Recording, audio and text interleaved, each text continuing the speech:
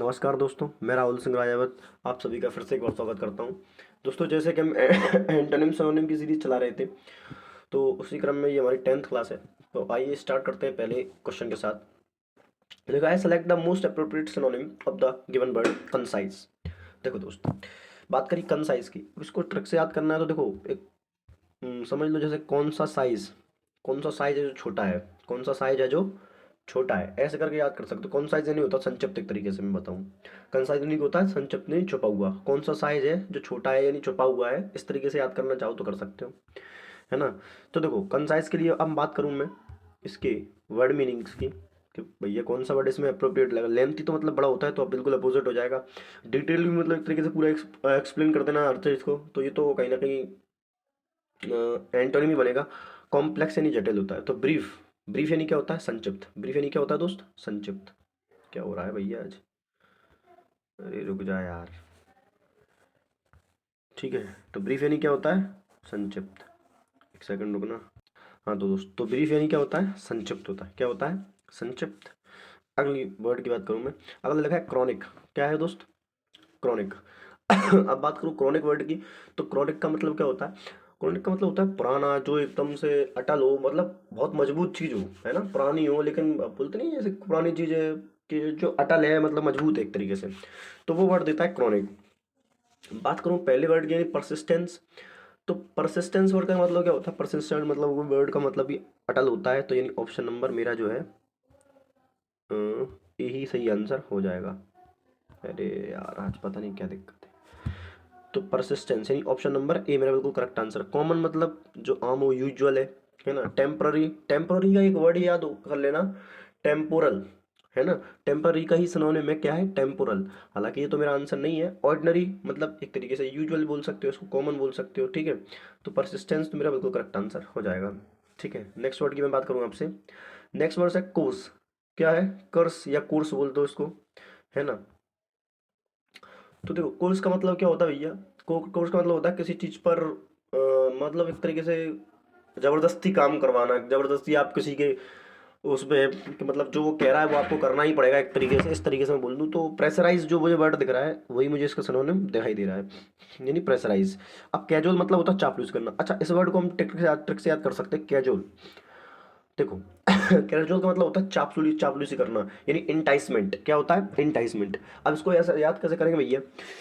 तो देखो शाहरुख खान क्या करता है, काजोल को जो है, काजोल की चापलूसी करता है कि मेरे साथ एक मूवी कर लो भैया, एक बार देख लो, एक आध मूवी हो जाए तो। लेकिन काजोल मना कर रही है, तो शाहरुख खान क्या कर रहा है भैया, उनकी चापलूसी कर रहे हैं। ठीक है कि नहीं। तो कैजुअल यानी क्या होता है, चापलूसी करना। ठीक है, और वर्ड देख लेते हैं। और वर्ड है लीफ। लीफ का मतलब आप सब जानते हैं, छोड़ना। इंचेंट, इंचेंट का मतलब क्या होता है। इंचेंट मतलब बोल सकते हो एक तरीके से मंत्र मुग्ध करना, किसी को अपने वश में कर लेना। समझ में आ रहा है कि नहीं आ रहा है। तो ये भी जो है एक तरीके से इंचेंट आपका आंसर नहीं होना चाहिए, है ना। चलिए नेक्स्ट वर्ड की मैं बात करूँगा आपसे। नेक्स्ट वर्ड, नेक्स्ट वर्ड है कंडेम। कंडेम मतलब होता है निंदा करना। कंडेम मतलब क्या होता है दोस्त, निंदा करना। अच्छा, कंडेम मतलब निंदा करना होता है। पहले मैं ऑप्शन की बात करता हूँ, फिर इसको वर्ड को मैं याद करवाता हूँ आपको, है ना। कमेंड, कमेंड, कम आया, एंड में आया, लेकिन छक्के छुड़ा दिए, छक्के मार मार के जो है मैच जिता दिए, तो सब दोस्त की क्या कर रहे हैं, प्रशंसा करेंगे भैया। तो कमेंड, देखो इसको याद कर लो ट्रिक से। कम एंड, कम आया, आया कम हुआ कब, एंड में, और फिर भी क्या कर दिया, छक्के मार के मैच जिता दिया, तो सबने उसकी क्या की, प्रशंसा। तो कमेंट यानी क्या हो गया, प्रशंसा करना हो गया। क्या होगा कमेंट यानी प्रशंसा करना, ठीक है। लेकिन आंसर मेरा ये नहीं, क्योंकि ये तो एंटोनिम बन जाएगा भैया। कंडेम तो निंदा करना होता है। अप्रूव, अनुमति देना, ये भी मेरा आंसर नहीं होना चाहिए। कॉम्प्लीमेंट, कॉम्प्लीमेंट भी एक तरीके से तारीफ करना ही होता है, तो ये दोनों एक दूसरे के सिनोनिम बन जाएंगे, है ना। लेकिन ये मेरा आंसर नहीं होगा। अगला आपका आंसर है वो है डिनाउंस। डिनाउंस का मतलब क्या होता है, निंदा करना। अब देखो ये इसको कैसे याद करेंगे। मान लो चलो आप किसी इंग्लिश टीचर, इंग्लिश पढ़ने के लिए किसी टीचर के पास गए, और उसने आपको दे दी, क्या दे दी, नाउन की डेफिनेशन गलत दे दी। क्या दे दी, नाउन की डेफिनेशन गलत दे दी, तो ये तो उसकी निंदा ही तो करोगे, है ना। अब आज मैं तुम्हें पढ़ा दूं नाउन की डेफिनेशन गलत, है कि नहीं भाई। चलिए, तो नेक्स्ट वर्ड की मैं बात करूँ आपसे। अगला है कंटेमिनेट। अगर आपने चैप्टर 7 एनसीईआरटी क्लास 7th का लास्ट चैप्टर पढ़ा है, तो कंटेमिनेट वर्ड आपको पता होगा। हालांकि वर्ड तो बहुत जगह मिला होगा आपको ये, लेकिन कंटेमिनेट जो वर्ड है, ये 7th क्लास जो एनसीईआरटी साइंस का चैप्टर लास्ट चैप्टर है, जिसका नाम है वाटर वेस्ट वाटर, उसमें है कंटेमिनेट। कंटेमिनेट का मतलब होता है अशुद्धियाँ, है ना। कंटेमिनेट मतलब क्या होता है? अशुद्धियाँ, जो चीज़ किसी चीज़ को खराब कर देती हैं, ठीक है। आज बात करूँ सैंक्टिफाई। सैंक्टिफाई यानी क्या होता है भैया? सैंक्टिफाई मतलब होता है एक तरीके से पवित्र, ये तो ठीक एंटोनिम बनेगा दोस्त। प्योरीफाई, प्योरीफाई मतलब साफ करना, एंटोनिम हो सकता है। क्लीनेस भी मतलब साफ करना होता है, ये भी एंटोनिम बन सकता है। पॉल्यूट, इसका आंसर क्या होना चाहिए दोस्त? पॉल्यूट जो है बिल्कुल करेक्ट आंसर आपका होगा, ठीक है ना। चलिए नेक्स्ट वर्ड की मैं बात करूँ आपसे, कंप्लेसेंट। इस वर्ड को भी मैं ट्रिक से याद कर सकते हैं भैया। ट्रिक से कैसे याद करेंगे भैया? देखो जरा, कुछ लोग क्या होते हैं कि कम प्लेस में ही क्या कर लेते हैं, अपने आप को संतुष्ट कर लेते हैं भैया। कम प्लेस है, कुछ को तो चाहिए कि पूरी दुनिया ही मेरी हो जाए, इंग्लैंड की महारानी एग्जाम्पल। लेकिन कुछ लोग क्या करते हैं कि कम प्लेस में ही क्या हो जाते हैं? संतुष्ट हो जाते हैं। तो कंप्लेसेंट यानी क्या होता है? कंप्लेसेंट यानी होता है एक तरीके से आत्मसंतुष्ट, कि हमें भैया और नहीं चाहिए, हम जितना है हमारे पास उतना ठीक है। डिसकंटेंट, डिसकंटेंट का तो आप सब समझते हैं। डिसकंटेंट मतलब असंतोष, क्या होता है? असंतोष। एमिकेबल, इस वर्ड को भी हम ट्रिक से याद कर सकते हैं भैया, एमिकेबल। अब देखो, जो एमिकेबल वाला है वो बड़ा ही दिलदार आदमी, बहुत अच्छा आदमी है। एमिकेबल यानी कि फ्रेंडली एक तरीके से नेचर है, पैसे नहीं दे तो भी केबल लगा जाता भैया, ठीक है। तो ये दोनों तो मेरा आंसर नहीं है। एग्रेसिव तो मतलब गुस्से वाला होता है भैया। इसका एक बढ़िया अच्छा वर्ड है, इसका सिनोनिम रैम्पेंट। क्या है? रैम्पेंट। तो स्मग, स्मग जो है मेरा आंसर बनना चाहिए, इसमें क्या बनेगा? स्मग जो है मेरा करेक्ट आंसर बन जाएगा। तो रैम्पेंट एक वर्ड आता है आपका, रैम्पेंट, जो एग्रेसिव का अच्छा सिनोनिम है, बार बार पूछा भी जाता है, तो इसको याद कर लेना, ठीक है। चलिए नेक्स्ट वर्ड की बात करता हूँ, कंफ्यूलेज। कंफ्यूलेज, कंफ्यूलेज यानी क्या होता है भैया? तो कंफ्यूलेज यानी होता है आपका एक तरीके से छलावरण, धोखा देना, मतलब एक तरीके से, मतलब दिखावटी कुछ और होता है और अंदर कुछ और है, उसे बोलते हैं छलावरण, है ना। तो उसे इसी के लिए यूज़ किया था कंफ्यूज। एग्जिबिट का यूज़ मतलब क्या होता है भैया? एग्जिबिट का मतलब होता है कोई चीज़ प्रेजेंट हो। अब जो चीज़ छलावरण ही है तो प्रेजेंट कहाँ होगा, है ना। बात करूँ डाइवल्स की, डाइवल्स का मतलब होता है एक तरीके से प्रकट करना, तो ये भी एंटोनिम बन जाएगा। एक्सपोज, खोल देना, ये तो नहीं होगा। डिसगाइज, इसका इस क्वेश्चन के हिसाब से जो मेरा आंसर होना चाहिए वो होगा डिसगाइज। क्या होगा?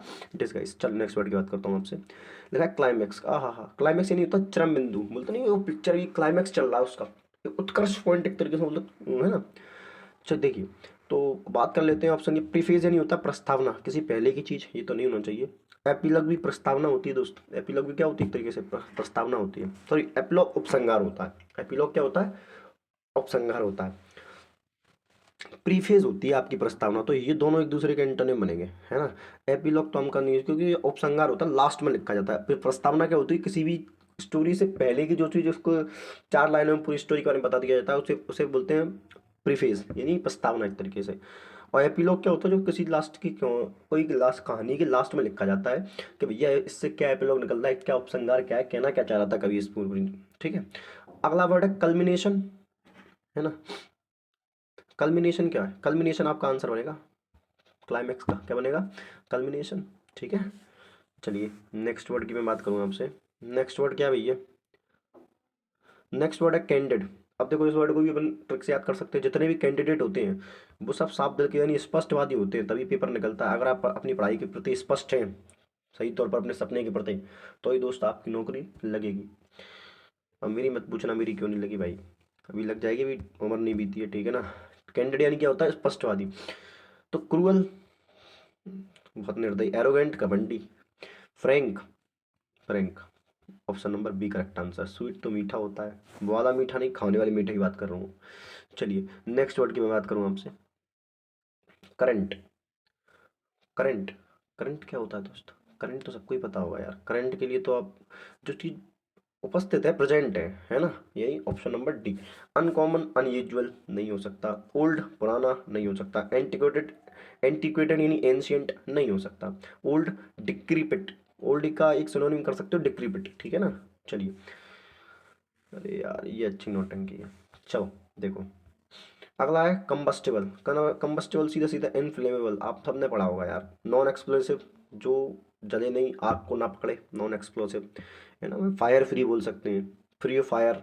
फ्रेगाइल, फ्रेगाइल क्या होता है? फ्रेगाइल यानी होता है कमजोर एक तरीके से। इसका अगर आप सिनोनिम करना चाहें तो डेलिकेट कर सकते हैं। अनब्रेकेबल, जो टूट ना सके, ठीक है ना। चलिए नेक्स्ट वर्ड की बात करूँ, कॉन्जीनियल। कॉन्जीनियल, कॉन्जीनियल क्या होता है दोस्त? कंजीनियल। तो कंजीनियल क्या होता है? कंजीनियल होता है एक तरीके से अनुकूल, जो आपके अनुकूल हो भैया। एलूफ अलग करना नहीं हो सकता, ठीक है। बॉम्बास्टिक लगातार किसी चीज पर आक्रमण, आडंबरपूर्ण, ठीक है। सर्वाइल की मैं बात करूं, सर्वाइल यानी होता है डरपोक, तो ये तो आंसर नहीं हो सकते। तो कॉम्पिटेबल, कॉम्पेटेबल जो है आपका बिल्कुल करेक्ट आंसर होना चाहिए, ठीक है, ठीक है।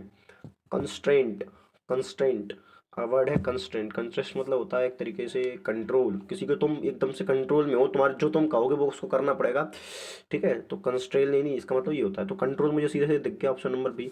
बर्डन मतलब भार, एक तरीके से लोड, ये तो नहीं हो सकता। हैजार्ड, हैजार्ड मतलब खतरनाक, ठीक है। कंसर्न, कंसर्न मतलब होती चिंता एक तरीके से, इसका अगर वो है एनेक्सिटी, है ना, एनसिटी, एनेक्सिटी, एनेक्सिटी कर सकते हो इस वर्ड है। चलिए नेक्स्ट वर्ड की बात करूँ मैं। कोप, कोप क्या होता है भैया? कोप होता है एक तरीके से छोटी खाड़ी को बोलते हैं, छोटी जो खाड़ी होती है ना उसे बोलते हैं कोप।